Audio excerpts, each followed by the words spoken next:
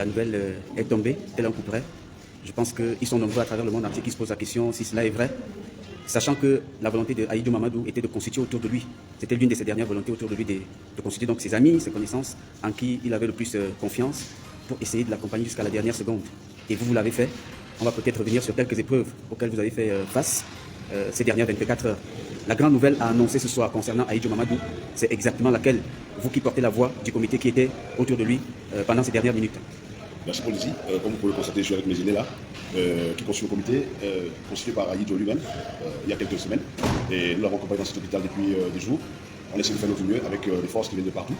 Et aujourd'hui, on pense sur nous d'annoncer aux fans d'Ahidjo du monde entier, du Cameroun partout, dans le monde entier, qu'il s'en est allé. Ça fait à peu près 30 minutes, donc il est parti. Et nous remercions toutes les personnes qui nous ont accompagnés aussi dans cette longue charge. Nous sommes encore ici au CHU et en train de terminer avec des formalités. Et après, on va décider, on va aller à la mort certainement tout à l'heure. Une question importante quand même. Pourquoi un comité autour d'Ahidjo Mamadou et pas la famille? Quand on sait d'où est-ce qu'il sortait, on sait qu'une mobilisation importante sur le plan du village, sur le plan de la famille pourrait se faire, qu'il n'aurait manqué de rien. Pourquoi précisément un comité autour d'Ahidjo Mamadou pendant sa maladie? Mais en fait, j'aurais aimé qu'Ahidjo revienne à la vie pour lui poser la question et c'est lui qui a la réponse. Je pense que des personnes qui sont ici à côté, autour de moi, et d'autres qui ne sont pas là, c'est des personnes qui étaient très proches d'Ahidjo et donc il aimait beaucoup. Et parfois, des gens, ils sont des amis, après ils deviennent plus que des frères. Je pense que c'est ce qui s'est passé. Cela ne veut pas dire qu'il ne considère pas sa famille ou d'autres personnes, mais il a voulu qu'il en soit ici. Et c'est ce que nous avions fait avec lui. Et voilà. Est-ce que vous l'avez fait sans difficulté? Est-ce que vous n'avez pas rencontré des freins et des contre-logiques qui visaient à aller contre vous, à peser de leur poids contre vous, contre votre détermination, votre engagement? Alors vous savez qu'Ahidjo c'était une personnalité publique, il avait des fans, il avait une famille, une famille artistique, sa famille biologique. Donc du coup, c'était pas facile au départ. Mais lui-même, il a regardé les choses avant de s'en aller. Il a demandé qu'on le laisse faire et c'est ce qui a été fait. Après, tout s'est dépassé. De quoi est-il mort? Est-ce qu'on est capable aujourd'hui de pouvoir le dire quand même? Parce que des questions se posent encore à ce niveau. A-t-il été empoisonné? Ou alors c'était autre chose? Ça pouvait être quoi? Mais je regrette de ne pas pouvoir donner le nom de cette maladie à ces fans du monde entier parce que depuis hier, depuis quelques jours, le comité avait déjà décidé de rencontrer le médecin en charge pour qu'il donne un nom à la maladie de notre frère. On sait qu'on s'est occupé de lui, il y a eu beaucoup de factures à payer, beaucoup de médicaments qu'il a pris, mais on n'avait pas un nom précis qu'on nous avait dit qu'il souffrait de telle chose. Jusqu'ici, on n'a pas un nom, certainement.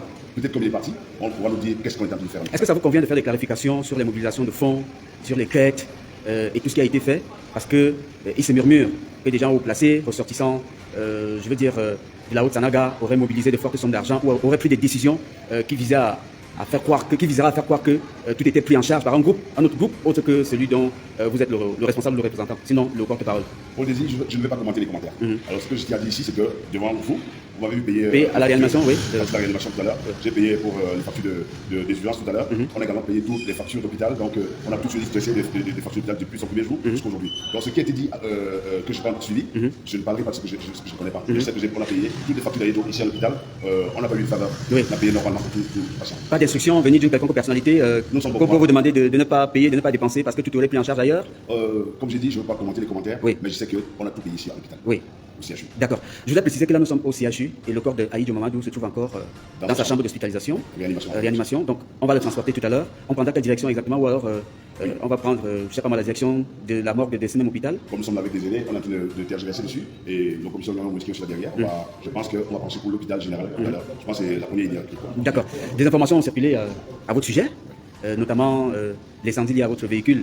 Certains ont laissé croire qu'il y avait une somme de 3 millions de francs CFA dans votre véhicule, une somme qui serait partie en fumée avec votre véhicule. Selon les recoupements que nous avons faits, il me semble qu'il y avait que 150 000 francs dans la voiture. Est-ce que vous pouvez revenir sur des précisions qui doivent être sues et connues relativement à cet incendie? En réalité, pour dire, j'ai perdu ma voiture hier soir.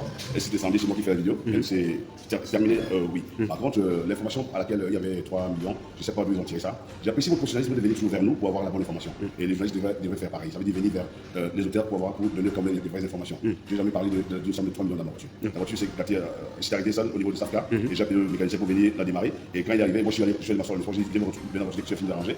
Et je me suis rappelé que j'avais peu d'argent, donc 150 000 au niveau de mon coffre. Il dit bon, il faut que j'aille chercher parce que peut-être qu'il peut voir et puis ça va penser discussion. Alors je suis redescendu à pied à l'endroit et à 200 mètres j'ai vu un grand feu sur ma voiture.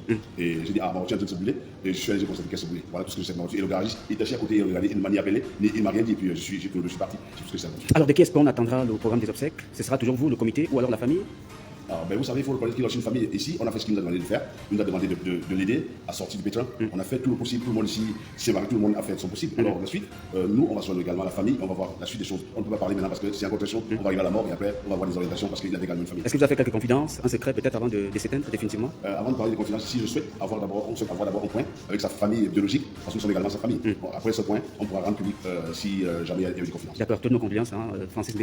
Et surtout beaucoup de courage pour la suite. Merci à vous et merci à tous les fans d'Aïdjo du monde entier.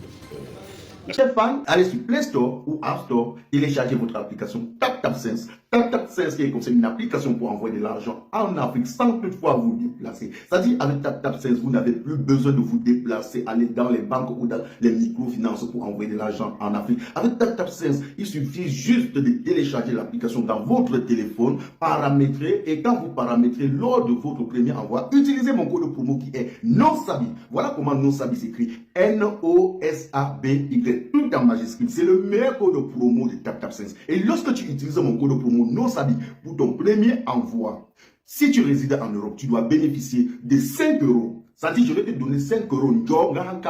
5 euros. Et si tu résides du côté des États-Unis ou au Canada, tu dois bénéficier de 10 dollars. C'est-à-dire que moi, je vais te donner 10 dollars. 10 dollars pour. Voilà, avec TapTapSense, vous pouvez envoyer n'importe quelle somme d'argent à 2 euros seulement. Je dis 2 euros, c'est même si c'est 1 milliard, 200 millions, 200, c'est 2 euros seulement. Utilisez mon code promo, c'est m'encourager dans ce que je fais. C'est m'encourager dans ce que je fais. Je vous aime tellement. C'est mon direct, je fais avec mon téléphone, c'est mon direct, je fais